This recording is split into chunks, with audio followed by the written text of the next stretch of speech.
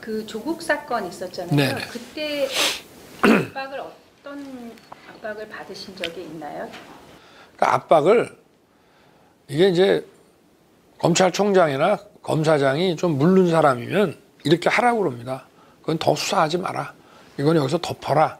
그런 식으로 오는 경우가 이제 있을 텐데 뭐 그런 게 안 통할 것 같은 사람들한테는 그 도저히 받아들일 수 없는 그런 제도를 막 이제 만들어 나가려고 하고 인사를 해가지고 그 사람 주변에 있는 사람을 막 쫙 날리고 그래서 손발을 이렇게 잘라가거나 그런 식으로 이제 하고.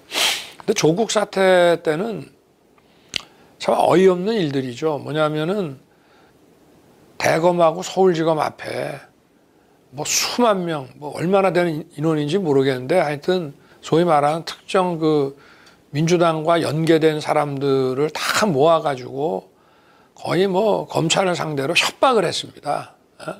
근데 이거는 자유민주주의 사회에서 있을 수 없는 일이거든요. 어떤 정권도 이런 적이 없었습니다. 그러니까 완전히 무법천지죠. 과거 같으면은 다 사법 처리될 일들입니다. 근데 정말 이 정권이 든든하게 뒷배가 돼줘서 그런지 쥐들 마음대로 해요.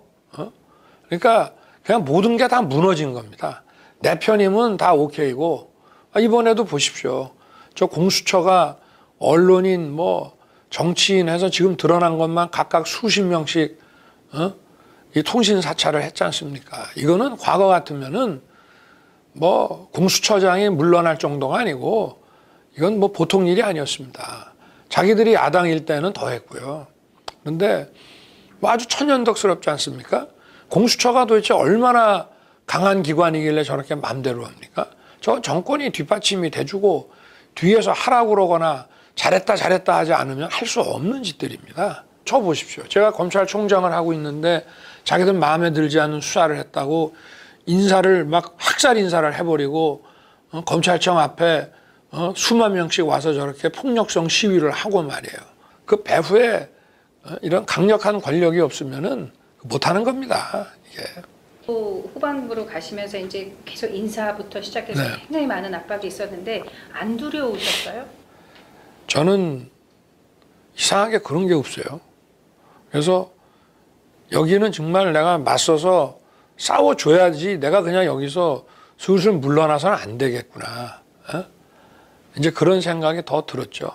그러면 그럴수록 더욱더 제가 일을 할 수 없게끔. 원래 그 대검 간부는 누가 뭐래도 총장이 지명합니다. 근데 아예 그걸 싹 바꿔가지고 아주 친여. 그러니까 어떤 사람들을 주로 갖다 놓냐면 제가 법무부나 저 청와대랑 같이 논의해서 인사를 하게 되면 그 승진이라든가 좋은 자리 보내는 거는 좀 아니다라고 할 만한 사람들 있죠. 그 사람들 딱 골라서 보냅니다.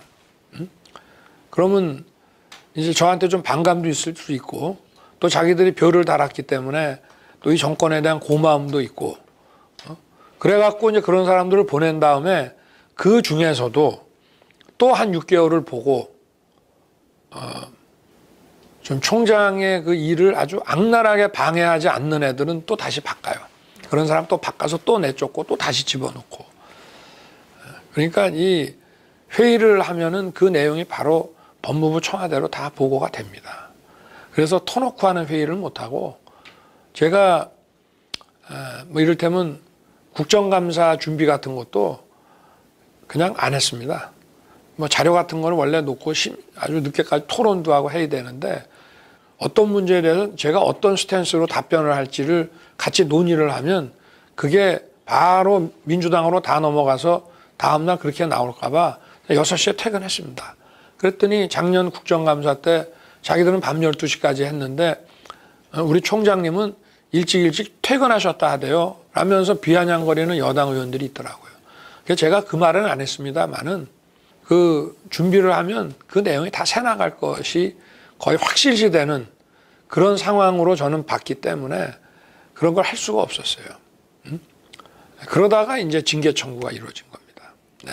처음에 네. 그 문재인 대통령이 이제 집권을 시작을 할 때 제일 네. 크게 사회적으로 말씀하셨던 것 중에 하나가 적폐 세력 척결이거든요. 그래서 검찰 적폐를 척결하겠다. 이것도 네. 하나의 아젠다였단 네. 말이에요.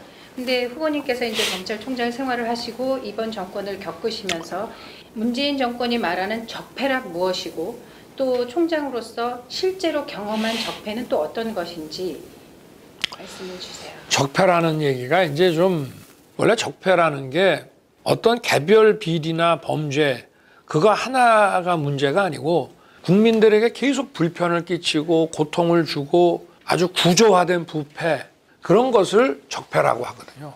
그래서 이 어떤 그 구조적 부패와 비리를 걷어내는 것이 중요하다. 그게 원래 검찰에서도 특수부의 업무라고 합니다. 개별 범죄는 형사부에서 하지만 아주 구조화된 부패 이거를 걷어내는 일은 이제 특별수사부에서 하는 건데 어느 정권이나 다 구조화된 것들이 있어요. 이게 오랜 세월 동안 관행화되고 이게 구조화되다 보니까 그게 부패인지도 잘 비리인지도 잘 인식을 못해. 그게 불법인지도 잘 인식을 못해.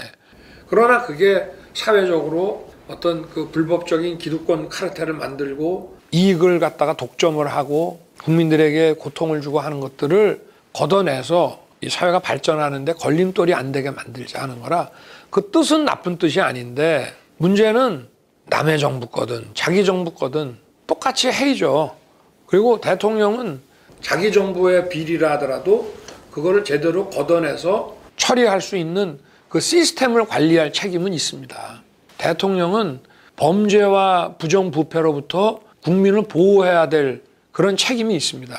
그래서 그런 시스템을 관리해야 돼요. 좋은 사람, 유능한 사람을 그 조직의 관리자와 운영자로 임명을 하고 또 그것이 문제가 생길 때 그거를 적발해낼 수 있는 점검할 수 있는 시스템도 갖추고 이래야 될 책임이 있는 겁니다. 사법은 대통령 거 아니라고 그래서 그냥 넘겨놓으면 끝이 아니에요.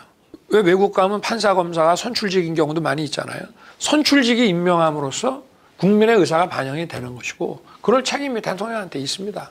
그런데 검찰이 사법부가 공수처가 이렇게 망가졌다고 하는 것은 전적으로 대통령 책임이죠.